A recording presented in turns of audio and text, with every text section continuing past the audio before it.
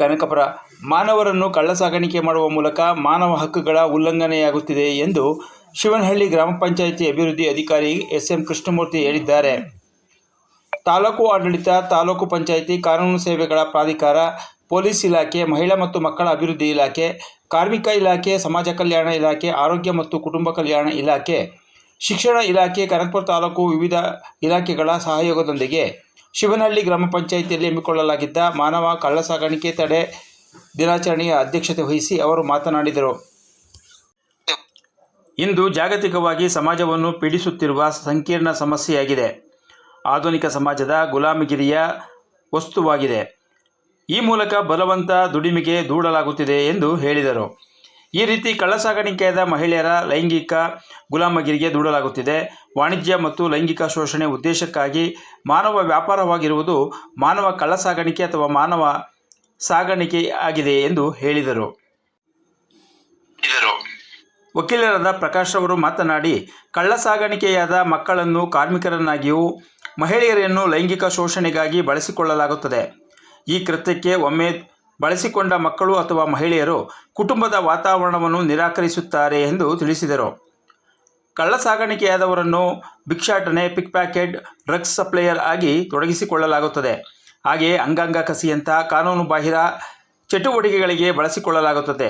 ಇಂತಹ ಕೃತ್ಯಕ್ಕೆ ಒಳಪಟ್ಟ ಮಕ್ಕಳು ಮತ್ತು ಮಹಿಳೆಯರ ದೈಹಿಕ ಮತ್ತು ಮಾನಸಿಕ ಆರೋಗ್ಯದಲ್ಲಿ ಹಾನಿಯುಂಟಾಗಿರುತ್ತದೆ ಎಂದು ಹೇಳಿದರು.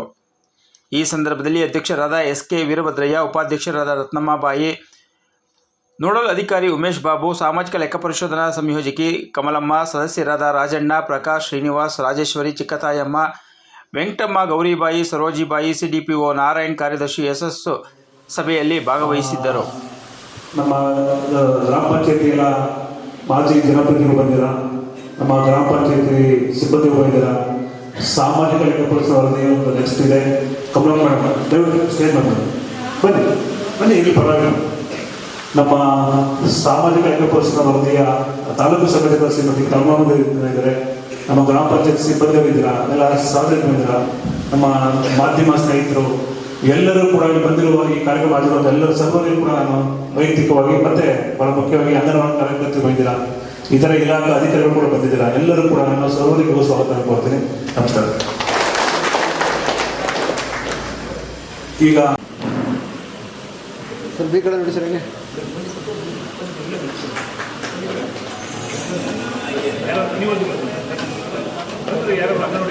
ಅಂಗನವಾಡಿ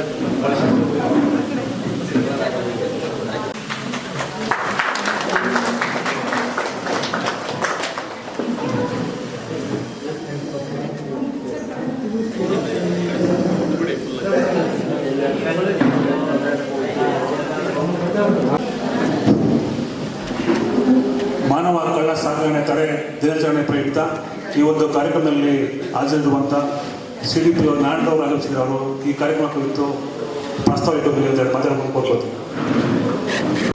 ಈಗ 3 ಕಾರ್ಯಕ್ರಮಗಳು ಇಲ್ಲಿ ವ್ಯವಸ್ಥಿತವಾಗಿ ನಡೀತಾ ಇದೆ. ಅದೊಂದು ಒಂದು ರೀತಿಯ ಒಳ್ಳೆಯ ಒಂದು ದಿನ ಮತ್ತು ಒಳ್ಳೆಯ ಒಂದು ಅವಕಾಶ ಅಂತಲೂ ಕೂಡ ಒಂದೇ ದಿನದಲ್ಲಿ 3 ವಿಷಯಗಳ ಬಗ್ಗೆ ತಾವು ಗಮನ ಹರಿಸಿ ಅದನ್ನು ಮನನ ಮಾಡಿಕೊಂಡು ನೀವು ಇದು ನಮ್ಮ ಒಂದು ಮಾನವ ಮಹಿಳೆಯರ ಮತ್ತು ಮಕ್ಕಳ ಮಾನವ ಕಳ್ಳ ಸಾಗಾಣಿಕೆ ಅಂತ ಏನಿದೆ, ಇದು ನಿಮಗೆಲ್ಲ ಮಾಮೂಲಿ ಗ್ರಾಮದಲ್ಲಿ ದಿನನಿತ್ಯ ನೀವು ನೋಡ್ತಾ ಇರ್ತೀರ. ಆದರೂ ಸಹ ಇಲ್ಲಿ ನಾವು ಪ್ರತಿ ವರ್ಷ ಇದೊಂದು ಮಾಹಿತಿ ಕೊಡುವಂತಹ ಒಂದು ಕಾರ್ಯಕ್ರಮ ಇದ್ದೇ ಇರ್ತದೆ. ಜುಲೈ 30ನೇ ತಾರೀಕು ವಿಶ್ವ ಮಾನವ ಕಳ್ಳ ಸಾಗಾಣಿಕೆ ತಡೆ ದಿನಾಚರಣೆ ಅಂತ. ತಡೆ ದಿನಾಚರಣೆ ಅಂದರೆ ನಾವು ತಡಿಬೇಕು, ನಾವೆಲ್ಲರೂ ಜವಾಬ್ದಾರರು.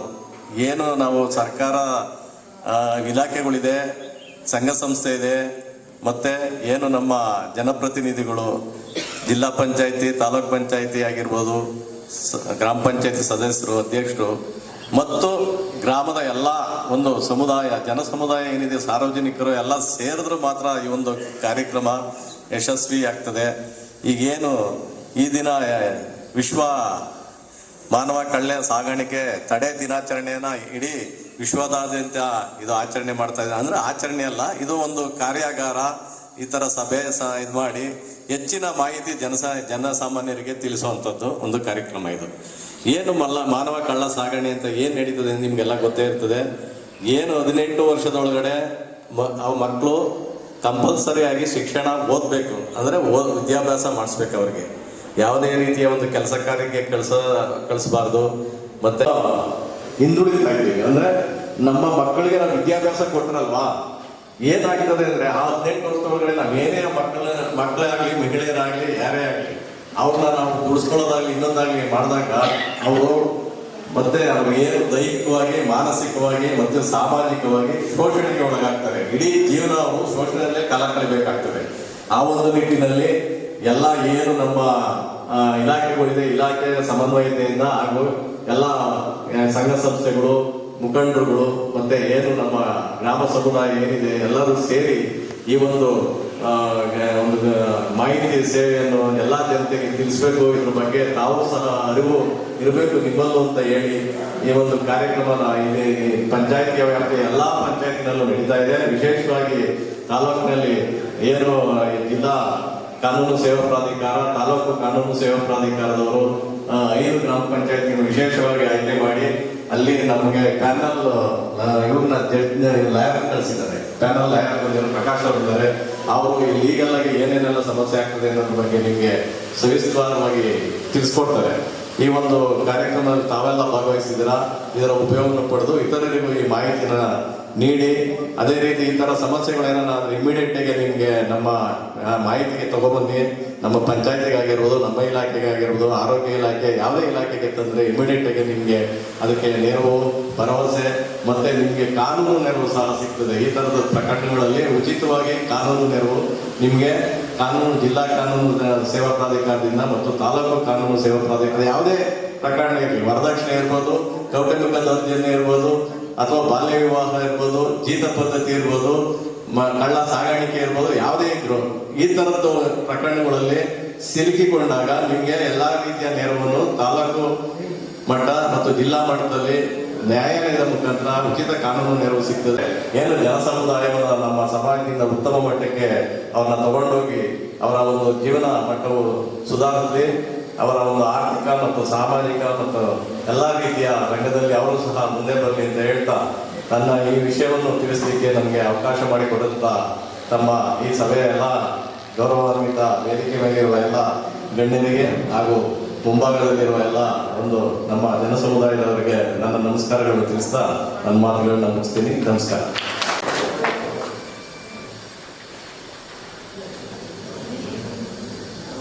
ಈ ಕಾರ್ಯಕ್ರಮ ಕುರಿತು CDP ಅವರಾದಂಥ ಶ್ರೀ ನಾರಾಯಣ ಅವರು ಸವಿಸ್ತರವಾಗಿ ಮಾತಾಡಿದ್ದಾರೆ. ಅವರಿಗೆ ವೈಯಕ್ತಿಕವಾಗಿ ಕಾರ್ಯಕ್ರಮ ಪರವಾಗಿ ಧನ್ಯವಾದಗಳು.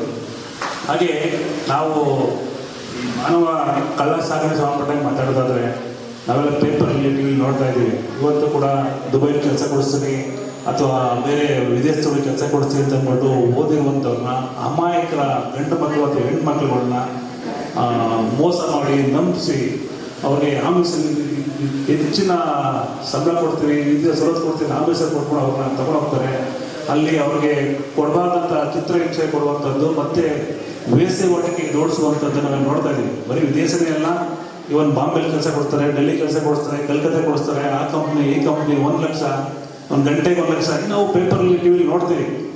ಈ ಒಂದು ಕಾರ್ಯಕ್ರಮ ಬಹಳ ಮುಖ್ಯವಾಗಿ ಯಾಕೆ ಪಂಚಾಯತಿ ಹೆಡ್ಕ್ವಾರ್ಟರಲ್ಲಿ 5 ಗ್ರಾಮ ಪಂಚಾಯತಿಗಳಲ್ಲಿ ಹೆಚ್ಚು ಜನಸಂಖ್ಯೆ ಸೇರೋ ಗ್ರಾಮ ಪಂಚಾಯತ್ ಆಯ್ಕೆ ಮಾಡ್ತಾರೆ ಅಂತಂದರೆ ನಮ್ಮ ಜನಕ್ಕೆ ಅವೇರ್ನೆಸ್ ಬರಬೇಕು. ನಮ್ಮ ಮಕ್ಕಳ ಬಗ್ಗೆ, ನಮ್ಮ ಕುಟುಂಬದ ಸದಸ್ಯರ ಬಗ್ಗೆ ನಾವು ಪ್ರತಿನಿತ್ಯ ಯಾರು ಅಪ್ರಾಪ್ತರಿರ್ತಾರೆ, 18 ವರ್ಷ ಕೆಳಪಟ್ಟಿರುವಂಥ ಮಕ್ಕಳ ಬಗ್ಗೆ ನಾವು ಪ್ರತಿನಿತ್ಯ ಅವ್ರು ಸ್ಕೂಲ್ ಹೋಗ್ತಾರಾ, ಕಾಲೇಜಿಗೆ ಹೋಗ್ತಾರಾ, ಅವ್ರು ಏನು ಮಾಡ್ತಾ ಇದ್ದಾರೆ, ಅವ್ರ ಆಕ್ಟಿವಿಟೀಸ್ ಏನು, ಅವರ ಒಡನಾಟ ಏನು, ಅವರು ಯಾರ ಜೊತೆ ಸ್ನೇಹ ಮಾಡ್ತಾರೆ, ಹೇಗಿದ್ದಾರೆ, ಇದು ನೀವೆಲ್ಲ ಪಾಲಕರು ತುಂಬ ಗಂಭೀರವಾಗಿ ಇದನ್ನು ಅದನ್ನ ನಾವು ಸೂಕ್ಷ್ಮವಾಗಿ ಅವಲಂಬಿಸಬೇಕಾಗ್ತದೆ. ನಮ್ಮಲ್ಲಿ ಈಗ ಎಲ್ಲೋ ಒಂದೇ ಒಂದು ಹೆಣ್ಮಗು ಈಗ ಹಾಸ್ಪಿಟ್ಲಿಗೆ ನೋಡ್ತೀವಿ ನಾವು, ಒಂದು ಹೆಣ್ಮಗು ಕಳವಾಯಿತು, ಒಂದು ರಾಜ್ಯದಲ್ಲಿ ಅಟ್ಲೀಸ್ಟ್ ಒಂದು ಪ್ರಕರಣ ನಾವು ಟಿವಿಲಿ ಪೇಪರಲ್ಲಿ ನೋಡ್ತೀವಿ. ಇದು ಕೂಡ ಆಗಬಾರ್ದು. ಯಾವುದು ಒಂದಾಯ್ತು ಬಿಡು ನಮ್ಮನೆ ಚೆನ್ನಾಗಿದೆ ಅನ್ನೋದಲ್ಲ, ನಮ್ಮ ರಾಜ್ಯ ನಮ್ಮ ದೇಶದಲ್ಲಿ ಒಂದು ಹೆಣ್ಮಗು ಕೂಡ ಅದು ಅನ್ಯಾಯ ಆಗಬಾರ್ದು. ಅಥವಾ ಅದಕ್ಕೆ ನಾವು ಹೆಣ್ಮಗು ಅಂತ ತಾತ್ಸಾರ ನೋಡುವಂಥದ್ದು, ಕೀಳ ನೋಡುವಂಥದ್ದು, ಅಥವಾ ಕೆಲವು ಸಣ್ಣ ಮಕ್ಕಳುಗಳನ್ನ ನಾವು ನೋಡ್ತಾ ಇದ್ದೀವಿ, ಪೇಪರ್ಲಿ ಟಿವಿ ನೋಡ್ತೀವಿ, ದುಡ್ಡುಗೋಸ್ಕರ ಮಾರ್ಕೊಡುವಂಥದ್ದು, ನಮ್ಮ ಜಯಂತಿ ಅವರು ಹೇಳಿದಂಗೆ ಅವರ ಅಂದಾಂಗಗಳನ್ನ ಬೇರೆಯವರಿಗೆ ಟ್ರಾನ್ಸ್ಫರ್ ಮಾಡುವಂಥದ್ದು ಅದೆಲ್ಲ ಅವ್ರ ಗಮನಕ್ಕೆ ಬರ್ದಂಗೆ ಅವ್ರಿಗೆ ಮೋಸ ಮಾಡುವಂಥದ್ದು, ಅವ್ರಿಗೆ ವಂಚನೆ ಮಾಡುವಂಥದ್ದು, ಅವ್ರ ಜೀವನಕ್ಕೆ ಮಾರಕ ಹೋಗುವಂಥದ್ದನ್ನ ಕೆಲವು ಪಟ್ಪತ್ರ ಹಿತಾಸಕ್ತಿಗಳು ಮಾಡ್ತಾರೆ, ಸಮಾಜಘಾತಕಗಳು ಮಾಡ್ತಾರೆ. ಅದ್ರ ವಿರುದ್ಧ ನಾವು ನೀವೆಲ್ಲ ಎಚ್ಚರದಲ್ಲಿರಬೇಕು ಅಂತ ಈ ಕಾರ್ಯಕ್ರಮದ ಉದ್ದೇಶ ಆಗಿದೆ. ಹೆಚ್ಚು ಮಾಹಿತಿ ನೀಡಿದಂಥ ನಾರಾಯಣ್ ಸರ್ ಅವರಿಗೆ ಮತ್ತೊಮ್ಮೆ ಧನ್ಯವಾದಗಳು. ಈಗ ತಾವೆಲ್ಲ ಎದ್ನಿಂತು ಒಂದು ಓದ್ತಿದೆ, ಒಂದು 4 ಲೈನ್ ಓದ್ತಿದೆ, ಎಲ್ಲ ಎದ್ನಿಂತು ತಮ್ಮ ಬಲಗೈನ ಮುಂದೆ ಇಟ್ಟು ನಾನು ಹೇಳ್ತೀನಿ, ದಯಮಾಡಿ ಎಲ್ಲರೂ ಹೇಳ್ಬೇಕು ಅಂತ ನಾನು ಕೋರ್ತಾ ಇದ್ದೀನಿ. ಮಾನವ ಕಳ್ಳ ಸಾಗಾಣಿಕೆಯಿಂದ ವಿಮುಕ್ತಗೊಳಿಸಲು ಸಂಕಷ್ಟದಲ್ಲಿರುವ ಜನರನ್ನು ರಕ್ಷಿಸಲು ಹಾಗೂ ಸಾಗಾಣಿಕೆಗೆ ಒಳಪಟ್ಟವರಿಗೆ ಸೂಕ್ತ ನ್ಯಾಯ ಒದಗಿಸಲು ನನ್ನ ಸೇವೆಯನ್ನು ಮುಡುಪಾಗಿಡುತ್ತೇನೆ. ಸಂವಿಧಾನದಲ್ಲಿ ನೀಡಿರುವ ಸಮಾನತೆಯನ್ನು ಸಾಧಿಸಲು ಪ್ರಾಮಾಣಿಕ ಪ್ರಯತ್ನವನ್ನು ಮಾಡುತ್ತೇನೆ ಎಂದು ಈ ಮೂಲಕ ಪ್ರತಿಜ್ಞೆ ಮಾಡುತ್ತೇನೆ. ಹಾಗೆ ಈ ಕಾರ್ಯಕ್ರಮ ಕುರಿತು ನಮ್ಮ ಅಡ್ವೊಕೇಟ್ ಪ್ರಕಾಶ್ ಅವರು ಬಂದಿದ್ದಾರೆ. ಅವರು ಈ ಒಂದು ಮಾನವ ಕಳ್ಳ ಸಾಗಾಣಿಕೆ